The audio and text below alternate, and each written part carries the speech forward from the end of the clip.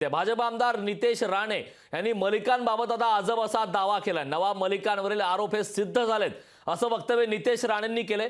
प्रफुल्ल पटेलांवरील आरोप सिद्ध झाले नाहीत असं नितेश राणेंनी म्हटलंय। तर नितेश राणे यांचा नवाब मलिकांबाबतचा चुकीचा दावा आहे। पटेलांवरील आणि मलिकांवरील आरोप हे न्यायप्रविष्ट असताना मलिकांना एक न्याय तर प्रफुल्ल पटेलांबाबत दुसरा न्याय कसा, असा सवाल आता त्या निमित्ताने निर्माण होतोय। तर पटेलांची पाठराखण करण्यासाठी चुकीचं तथ्य मांडलं जातंय असाही सवाल आता निर्माण होतोय। प्रफुल्ल पटेलांचा बचाव करताना भाजप नेते आता खोटी तथ्य पण मांडू लागलेत की काय, असा प्रश्न या निमित्ताने निर्माण झालाय। कारण आमदार नितेश राणे यांनी नवाब मलिकांवरील आरोप हे सिद्ध झाल्याचा दावा केलाय, पण वस्तुस्थिती मात्र तशी नाहीये। मुंबईतील बॉम्बस्फोट आरोपींशी जमिनीचा व्यवहार केल्याचं प्रकरण अद्यापही न्यायप्रविष्ट आहे, पण नितेश राणेंनी हे आरोप सिद्ध झाल्याचा दावा केलाय। पण प्रफुल्ल पटेल आणि नवाब मलिक या दोघांवरील आरोप अद्यापही सिद्ध झालेले नाहीत। नवाब मलिकांना महायुतीत घेऊ नका असं सांगणाऱ्या भाजपची प्रफुल्ल पटेलांबाबत मात्र आता अडचण झाल्याचं स्पष्ट पाहायला मिळतं। नवाब मलिक जी का केस और प्रफुल्ल पटेल का केस अलग अलग है।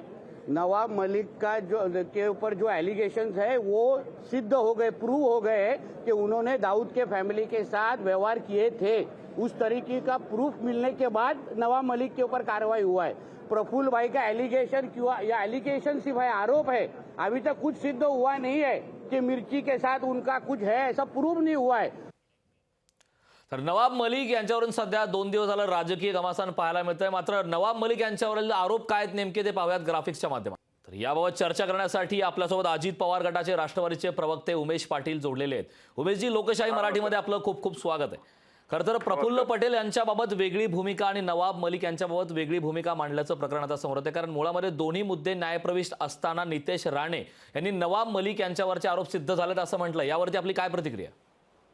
हे पहा, जी बालिश स्वरूपाचं वक्तव्य आहे, मला प्रश्न पडतो की नितेश राणे रोज उठून काहीतरी बोलत असतात, त्याला आपण का गांभीर्याने घेतोय मला समजत नाही। ठीक आहे, ते सन्माननीय विधिमंडळाचे सभासद आहेत, परंतु मीडियामध्ये चर्चेला राहण्याच्या करता सातत्यानं ते काहीतरी अशा पद्धतीची भाष्य विधानं करत असतात। मुद्दा असा आहे की जी गोष्ट अजून न्यायप्रविष्ट आहे, ज्याची अजून हेअरिंग पण सुरू झालेली नाही, त्याच्या बाबतीमध्ये कन्व्हिक्शन झाल्याच्या संदर्भामध्ये वक्तव्य करणं म्हणजे हास्यास्पद आहे। न्याय प्रक्रियेमध्ये अजून आपण पाहिलंय की आता भुजबळ साहेबांच्या संदर्भामध्ये सुद्धा त्यांना त्यामध्ये अटक झालेली होती। जवळपास 2 वर्षाच्या आसपास ते तुरुंगामध्ये त्यांना राहायला लागलं। अजून त्या संदर्भामध्ये सुद्धा अजून कुठलाही अंतिम असा निकाल झालेला नाही। अजून असे अनेक प्रकरण आहेत की ज्या न्यायप्रविष्ट आहेत आणि त्याचे निकाल लागलेले नाहीत, आणि या नवाब मलिकांच्या बाबतीमध्ये अजून त्याच्यामध्ये कुठं सुरुवातच नाही झालेली, तर ते आताच त्यांना आरोप सिद्ध झालेत असं सांगणं उमेशजी, आपण म्हणताय हे हास्यास्पद असं वक्तव्य आहे आणि पत्रही दिलं गेलं। खरं तर शेजारी बसून पत्र देण्याची आवश्यकता काय होती अशीही चर्चा रंगते। मात्र मुद्दामपणे भाजपच्या कडून ही गोची करण्याचा आपल्या गटाचा प्रयत्न सुरू असं आपल्याला वाटतंय का? अजिबात तसं वाटत नाही। एक लक्षात घ्या, काही वेळेला काही समयोचित अशा पद्धतीची त्यावेळेची गरज म्हणून काही गोष्टी केल्या जातात।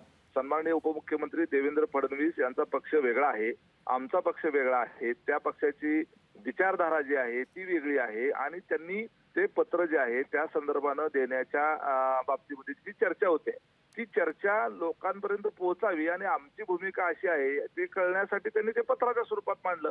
त्यांना जे काही त्यातून मुद्दे मांडायचे होते ते लिखित स्वरूपात मांडले, आणि ते पब्लिक मधले जे काही परसेप्शन त्यांना जे काही नक्कीच उमेशजी, यावरती नेमक्या पुढे काय घडामोडी घडतात हे पाहणं महत्त्वाचं आहे। खूप खूप धन्यवाद आपण लोकशाही मराठीशी संवाद साधलात त्याबद्दल। लोकशाही मराठी ऐका, पहा, जागरूक रहा।